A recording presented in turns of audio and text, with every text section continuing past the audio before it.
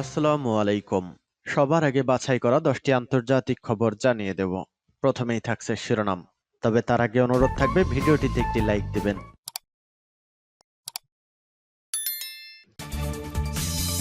পুরোদমে ইসরায়েল ফিলিস্তিন যুদ্ধ চলছে, জানিয়ে দেব আমাদের হাতে থাকা সর্বশেষ গুরুত্বপূর্ণ আপডেট। আন্তর্জাতিক সংবাদ, হামাসের হামলায় একসঙ্গে 8 ইসরায়েলি সেনার মৃত্যু। এরপর জানিয়ে দেব গাজায় 24 ঘন্টায় 3 শতাধিক লক্ষ্যবস্তুতে ইসরায়েলের হামলা। আরো জানিয়ে দেব যুদ্ধবিরতিতে যে চাওয়া ইসরায়েলের। এদিকে রুশ মোকাবেলায় ইউক্রেন বাহিনী আরো 5 লাখ সেনা সদস্য চায়, বলছে জেলেনস্কি। সর্বশেষ জানিয়ে দিব ইরানের বিরুদ্ধে পশ্চিমাদের একগুচ্ছ অভিযোগ। শুনছিলেন সংবাদ শিরোনাম, এখন বিস্তারিত। তবে তার আগে অনুরোধ থাকবে ভিডিওটিতে একটি লাইক এবং কমেন্টস করে জানিয়ে দিন আজকের এই ভিডিও সম্পর্কে আপনার মূল্যবান মতামত। আর অবশ্যই এই ভিডিওটি আপনার ফেসবুকে শেয়ার দিয়ে ছড়িয়ে দিন আর জানিয়ে দিন আপনি কোন জেলা থেকে বা কোথা থেকে আমাদের সংবাদ শুনছেন এবং দেখছেন।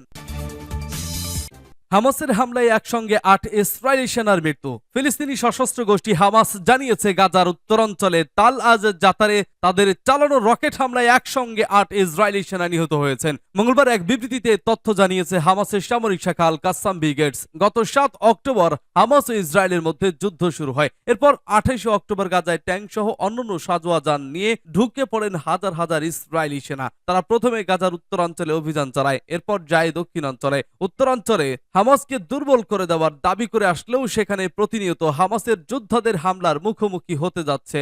ইসরায়েলি প্রতিরক্ষা বাহিনী অবশ্য একসঙ্গে 8 সেনার মৃত্যুর বিষয়টি নিশ্চিত করেনি। হামাসের হামলায় একসঙ্গে 8 ইসরায়েলি সেনার মৃত্যু। ফিলিস্তিনি সশস্ত্র গোষ্ঠী হামাস জানিয়েছে গাজার উত্তরাঞ্চলে তাল আজ জাতারে তাদের চালানো রকেট হামলায় একসঙ্গে 8 ইসরায়েলি সেনা নিহত হয়েছেন। মঙ্গলবার এক বিবৃতিতে তথ্য জানিয়েছে হামাসের সামরিক শাখা আল কাসাম ব্রিগেডস। গত 7 অক্টোবর হামাস ও ইসরায়েলের মধ্যে যুদ্ধ শুরু হয়। এরপর 28 অক্টোবর গাজায় ট্যাঙ্ক সহ অন্যান্য সাজোয়া যান নিয়ে ঢুকে পড়েন হাজার হাজার ইসরায়েলি সেনা। তারা প্রথমে গাজার উত্তরাঞ্চলে অভিযান চালায়, এরপর যায় দক্ষিণাঞ্চলে। উত্তরাঞ্চলে হামাসকে দুর্বল করে দেওয়ার দাবি করে আসলেও সেখানে প্রতিনিয়ত হামাসের যোদ্ধাদের হামলার মুখোমুখি হতে যাচ্ছে। ইসরায়েলি প্রতিরক্ষা বাহিনী অবশ্য একসঙ্গে 8 সেনার মৃত্যুর বিষয়টি নিশ্চিত করেনি। গাজায় 24 ঘন্টায় 3 শতাধিক লক্ষ্যবস্তুতে ইসরায়েলের হামলা। গত 24 ঘন্টায় অবরুদ্ধ গাজা উপত্যকায় 3 শতাধিক লক্ষ্যবস্তুতে হামলা চালিয়েছে ইসরায়েলি প্রতিরক্ষা বাহিনী। এক বিবৃতিতে আইডিএফ জানিয়েছে তারা গাজা উপত্যকায় হামাসের অবকাঠামো এবং স্থাপনায় হামলা অব্যাহত রেখেছে। ওই বিবৃতিতে বলা হয়েছে গত 24 ঘন্টায় হামাসের 3 শতাধিক লক্ষ্যবস্তুতে হামলা চালানো হয়েছে। ইসরায়েলি বাহিনীর দাবি তারা সন্ত্রাসীদের লক্ষ্য করে এসব হামলা চালিয়েছে। আইডিএফ দাবি করেছে দক্ষিণ গাজায় তাদের সৈন্যদের উপর গুলি চালানো হয়। এর প্রতিক্রিয়া হিসেবে তারা খান ইউনুসের একটি সামরিক কমান্ড সেন্টারে অভিযান চালায়। সেখান থেকে রাইফেল, গোলাবারুদ এবং বিস্ফোরক উদ্ধার করা হয়েছে বলে জানানো হয়। এদিকে ইসরায়েলি বাহিনীর হামলায় একদিনেই প্রায় 100 ফিলিস্তিনি দখলদার বাহিনীর অব্যাহত বোমা হামলায় এই নিহতের ঘটনা ঘটেছে। তাছাড়া আহত হয়েছে শত শত ফিলিস্তিনি। মঙ্গলবার পর্যন্ত গাজায় ইসরায়েলি হামলায় 19,667 জন ফিলিস্তিনি নিহত হয়েছেন। নিহতের পাশাপাশি গাজায় আহতদের সংখ্যা ছাড়িয়েছে 52,000-এর বেশি। গত 7 অক্টোবর ইসরায়েলের অভ্যন্তরে ঢুকে হামলা চালায় ফিলিস্তিনের স্বাধীনতাকামী সংগঠন হামাস। তাদের হামলায় নিহত হয় 1,200 ইসরায়েলি। গাজায় যুদ্ধবিরতির ইস্যুতে জাতিসংঘের নিরাপত্তা পরিষদে একটি খসড়া প্রস্তাবের উপর ভোটাভুটি হওয়ার কথা ছিল, সেটাও পিছিয়ে গেছে। তাছাড়াও ইসরায়েল দাবি করেছে তারা উত্তর গাজা উপত্যকার জাবালিয়া শরণার্থী শিবিরের নিয়ন্ত্রণ নিয়েছে। সেখানে হামাসকে ছত্রভঙ্গ করা হয়েছে বলেও জানানো হয়েছে। অপরদিকে স্বাধীনতাকামী সংগঠন হামাসের শীর্ষ নেতা ইসমাইল হানিয়ের সঙ্গে সাক্ষাৎ করতে মঙ্গলবার রাতে কাতারের রাজধানী দোহায় পৌঁছেছেন। ইরানের পররাষ্ট্রমন্ত্রী হোসাইন আমির আব্দুল্লাহিয়ান বলেন, গত 2.5 মাসে এ নিয়ে এটা তার চতুর্থ সফর। অবরুদ্ধ গাজা উপত্যকা এবং পশ্চিম তীরের পরিস্থিতি নিয়ে আলোচনা করবেন তারা। ইরানের পররাষ্ট্রমন্ত্রীর মুখপাত্র নাসের কারানির দেওয়া তথ্য অনুযায়ী হামাস স্থায়ী যুদ্ধবিরতির জন্য প্রস্তুত, কিন্তু গাজায় ইসরায়েলি হামলা অব্যাহত থাকায় আলোচনায় সম্ভব হচ্ছে না। ইরানের পররাষ্ট্রমন্ত্রীকে এমনটাই জানিয়েছে হানিয়া।